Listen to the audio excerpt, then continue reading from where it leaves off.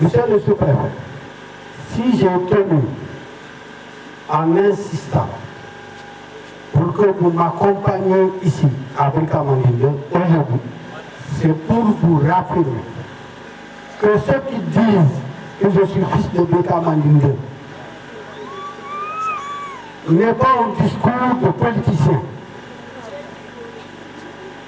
C'est une réalité qui fait de moi et qui me lie à cette localité de Bricamandine. En effet, je suis né à Kataba,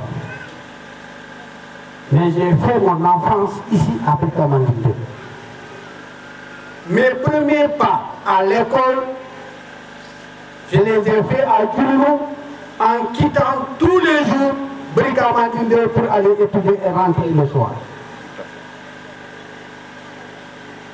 J'avais des amis, peut-être mes compagnons de jeunesse en son temps, qui aujourd'hui ne sont certainement pas ici, mais aussi qui pensent certainement au développement de la localité de Bricamandine.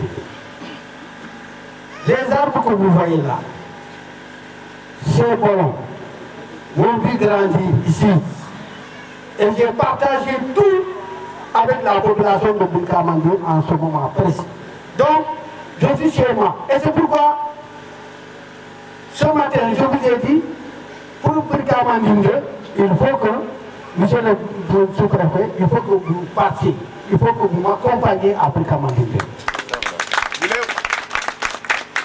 Et je l'ai tenu, je l'ai dit, tout simplement parce que le président le disait dans son discours, il a bien dit que l'histoire retiendra qu'un jour de ce mois de décembre, des jeunes se sont réunis ici pour lancer officiellement les journées culturelles décidées par la jeunesse et la population de Bricamandine. Moi, je dirais que l'histoire, la même histoire retiendra que le 27 du mois de décembre, je veux être plus précis,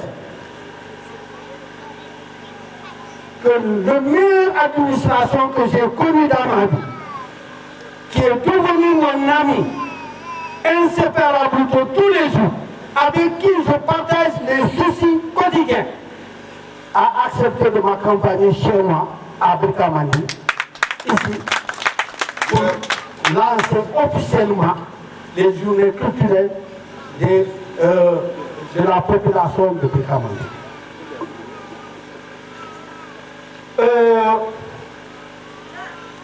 Vous savez, quand on est devant de telles cérémonies, on est souvent pris par l'émotion.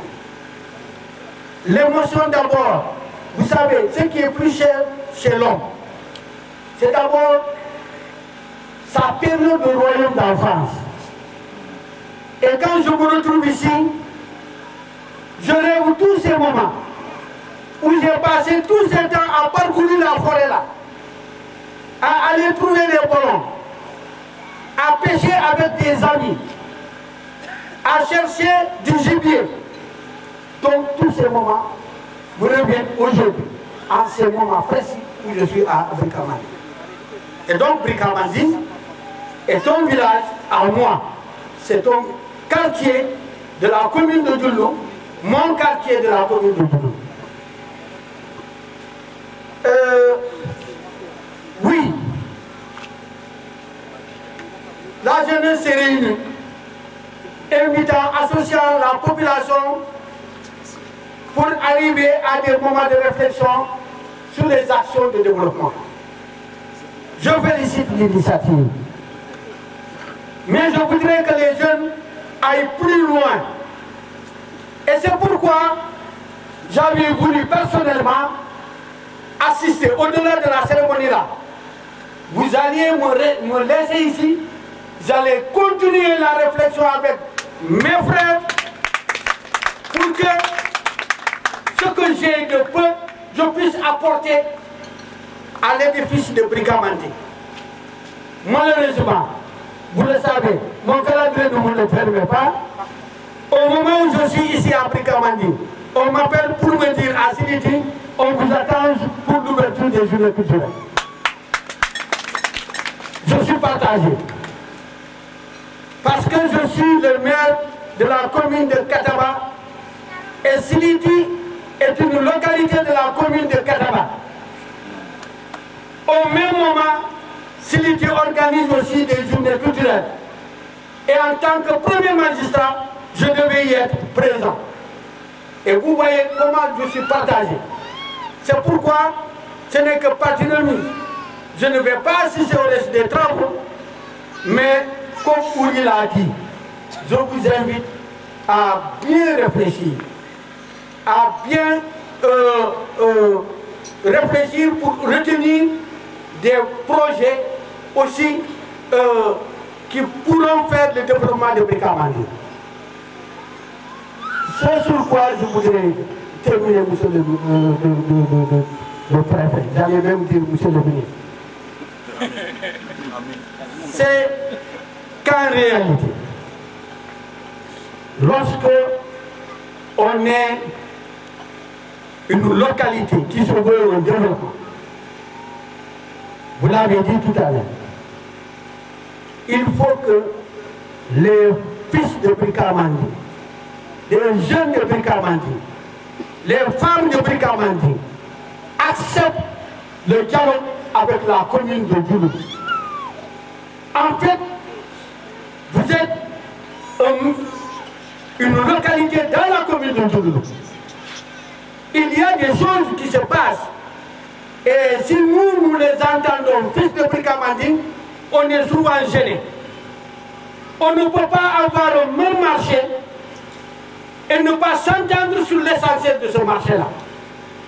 Je tiens à le dire, parce que le prix du poisson, aujourd'hui, ne peut pas faire une différence qui fait que des femmes qui avaient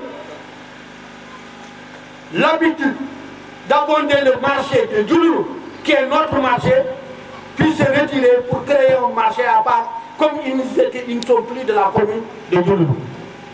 Il faut que les gens approfondissent la réflexion pour qu'on trouve des solutions à cela. On ne peut pas être dans une commune et refuser en même temps ou créer des divergences au niveau de cette commune-là. Je vous appelle à cela. J'appelle, j'interpelle mes parents de Brikamandi. Quel que soit le problème, il faut s'asseoir avec la mairie. Et quel que soit le problème, quand la mairie va retenir une décision, quand le maire va retenir une décision ensemble avec l'ensemble des délégués, il faut accepter de se soumettre à cette décision pour que vraiment nous puissions tous aller dans le même élan de développement.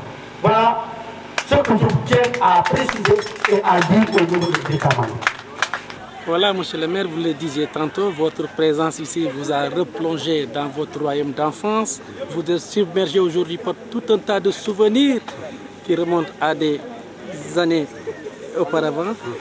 Est-ce qu'on peut s'attendre dès lors que vous portiez le plaidoyer pour que les préoccupations de ces jeunes soient portées par les autorités administratives? J'ai été toujours prêt à porter le plaidoyer de Brikamandi. Parce qu'en fait, comme je l'ai dit, Brikamandi représente tout pour nous. Parce que vous connaissez, dans le développement de l'homme, il y a des étapes importantes, parmi lesquelles l'étape du royaume d'enfance. Et ça, c'est un moment qu'on ne peut jamais oublier. Et ce moment-là, Brikamandi me le doit. Mon père a quitté Kataba après ma naissance pour venir s'implanter ici. Il a créé ici beaucoup de champs. Il était propriétaire de terrain ici. Alors, c'est après sa mort qu'on m'a ramené à Kataba. Mais tout en retournant à Kataba, j'ai toujours une pensée vers Brikamandi. Et c'est pourquoi les premières réflexions des journées qu'on avait eu à organiser ici, j'ai participé du début à la fin pour apporter. Et j'avais même dirigé ce qu'on appelait la commission de l'éducation. Et j'ai fait des propositions concrètes que non seulement j'ai eu à faire des propositions, je me suis engagé en tant que PCR à l'époque. je me suis engagé à exécuter certaines de ces propositions-là. Et je demeure et je reste encore déterminé à cela. En tout cas, ce qui me revient, si on me consulte après les réflexions, s'il y a des choses qui sont à ma portée, qui sont bien posées, moi je ne ménagerai aucun effort pour eux. Même si ce n'est pas à moi, je verrai mon ami maire de Djoulou pour que vraiment on puisse trouver une solution. Et monsieur le maire, en retour, que demandez-vous aux jeunes de Birkamandé? C'est qu'ils puissent s'impliquer davantage. Wow, c'est bon d'organiser des initiatives de ce genre. Mais il faut qu'ils matérialisent les conclusions de ces journées-là. Il faut qu'ils puissent les matérialiser le plus possible en mettant leur implication. C'est-à-dire, il ne faut pas appeler des gens à des réflexions. On vous met des choses, vous avez des choses que vous pouvez faire, vous attendez toujours de l'État pour que l'État vous fasse ça. Donc il y a des choses que les populations peuvent faire, les jeunes peuvent faire. Il faut que les jeunes s'impliquent d'abord. Il faut que les jeunes montrent d'abord le bon exemple pour montrer que nous sommes engagés. Et d'abord, l'État va suivre. Mais si on veut que tout l'État fait tout, on ne peut pas vraiment arriver à un bon développement. Merci, monsieur le maire. Merci à vous.